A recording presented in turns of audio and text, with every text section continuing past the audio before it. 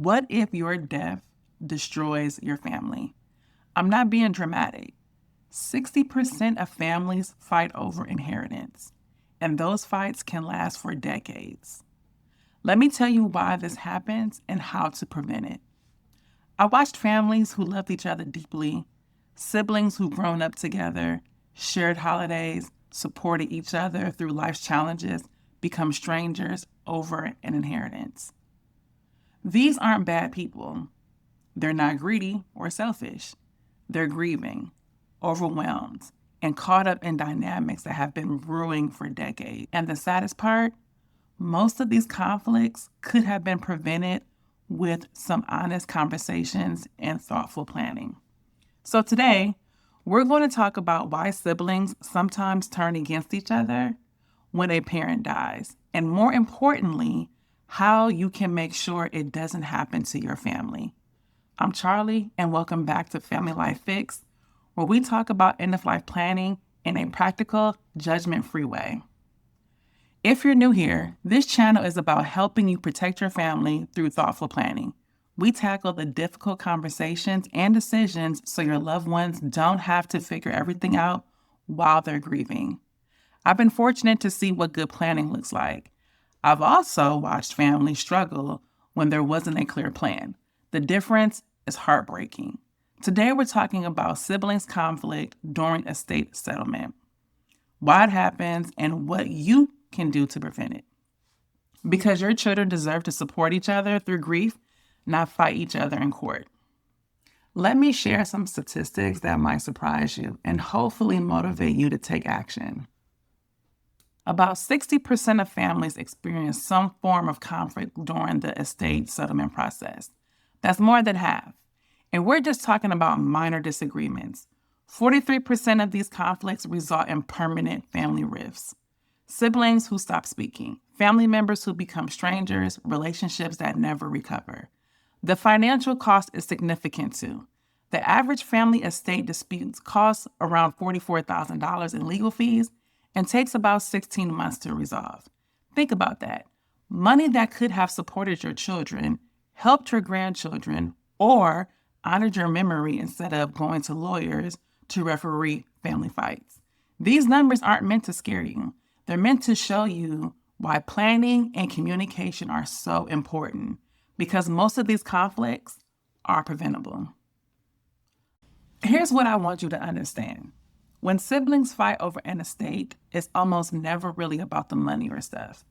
It's about decades of family dynamics finally coming to surface when the parents aren't there to mediate anymore. All those unresolved feelings, the childhood rivalries, the perceived favoritism, the different roles each child played in the family, they all resurface during an estate settlement. Think about it this way. Siblings often spend their whole lives seeking parental approval and validation. Then, when the will is read, they interpret that inheritance as the final word on who was loved most, who was valued more, who really mattered. If Sarah feels like her brother was always the favorite and he inherits the family home while she gets cash, it's not just a financial transaction to her. It feels like confirmation of everything she feared. The inheritance became a symbol of worth, love, and value in the family. And that's a lot of emotional weight for any amount of money to carry. I've seen this happen to loving families, people who genuinely care about each other, get caught up in these dynamics without even realizing what's happening. Let me walk you through some specific situations that often trigger sibling conflict, because understanding them can help you avoid them. First, unequal inheritance without explanation. When one child receives more than the other and there's no clear reason why, it creates hurt and confusion. Even if your intentions were good, the lack of explanation leaves room for painful assumptions. Second, sentimental items without a clear plan.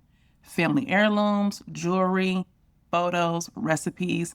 These items often have emotional value far beyond their monetary worth. When there's no guidance about who should receive them, siblings can end up fighting over things that meant something to you, but meant different things to each of them. Third, Different financial situations among siblings. When one child is financially stable and the other is struggling, the inheritance means different things to each of them. The stakes feel different, and what seems fair on paper might feel unfair in reality. Fourth, unequal caregiving responsibilities. Often one child lives nearby and provides more hands on care in the final years. They may feel they've earned a larger share, while siblings who live far away may feel unfairly penalized for their geographic distance. Fifth, lack of communication about expectations and decisions. When families don't talk openly about estate plans, children make assumptions. And when these assumptions turn out to be wrong, it creates conflict and hurt feelings. None of these triggers are impossible to overcome, but they all require thoughtful planning and honest communication to prevent. Let me share real life situations I've witnessed or heard about, because sometimes seeing the impact helps motivate us to do better. I read about a story of three sisters who spent 6 years and over $200,000 in legal fees fighting over their parents' $300,000 estate. By the time it was settled, the lawyers had taken most of the money, and the sisters haven't spoke in nearly a decade. Their children grew up not knowing their cousins. The next story is about how two brothers destroyed their father's family business fighting over control. After he died, the business was thriving and worth $2 million. The legal battle killed it, and the two brothers lost their livelihood. And there are countless amount of stories of siblings fighting for years over sentimental items that had minimal monetary value. A mother's engagement ring, a father's watch, family photos. The emotional significance turned them into battlegrounds. Here's what haunts me about these stories. In every case, the parents thought they were doing fine. They had wills, they thought their kids would work it out, or that family love would prevail. They didn't realize that love isn't always enough when grief, old wounds, and money all collide at once. So how do you prevent this from happening to your family? Let me walk you through some practical steps. First, the most important, have the conversation while you're alive. Yes, talking about your death is uncomfortable, but it's far less uncomfortable than watching your children fight over your estate while they're grieving. Explain your decisions, especially if they're unequal. If you're leaving more to one child, share the reasoning. Maybe one child received more financial help earlier in life. Maybe one has greater needs. Whatever your reasons, don't leave your family to guess. Second, make specific plans for sentimental items. Create a written list of meaningful possessions and who should receive them. Better yet, include notes about why. I'm leaving grandma's ring to Sarah because she always admired it and promised to pass it to her daughter. Third, consider what you've already given. If you paid for one child's education but not the others, or helped with one child's house down payment, factor that into your planning. You might have to choose to equalize, or you might explain why past gifts were different. Just don't ignore it. Fourth, update your documents regularly. Family situations change, relationships evolve. What seemed fair a decade ago might not reflect current realities. Review and update your estate plan every few years. Fifth, consider professional help for complex situations. Sometimes families benefit from working with a mediator or estate planner who can help facilitate difficult conversations and create fair solutions. And here's something that often gets overlooked. Talk to your children together if possible. When each child only knows their own conversation with you, they make assumptions about what you told their siblings. Group conversations prevent misunderstandings. Look, I know these conversations aren't easy. Planning your estate means confronting your mortality and potentially difficult family dynamics. But here's what I want you to remember. Your legacy isn't just the money and possessions you leave behind.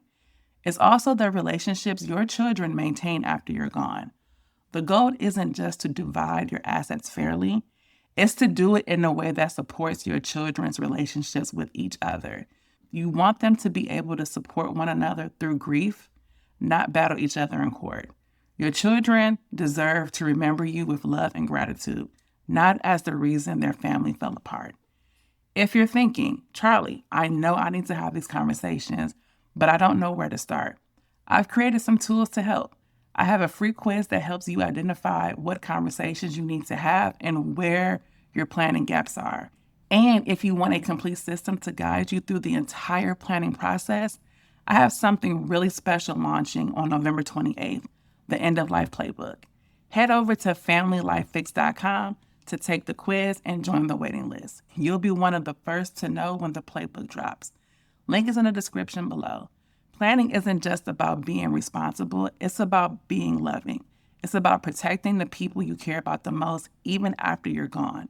Your family is worth the effort. These conversations might be uncomfortable now, but they're a gift that will keep on giving long after you're gone.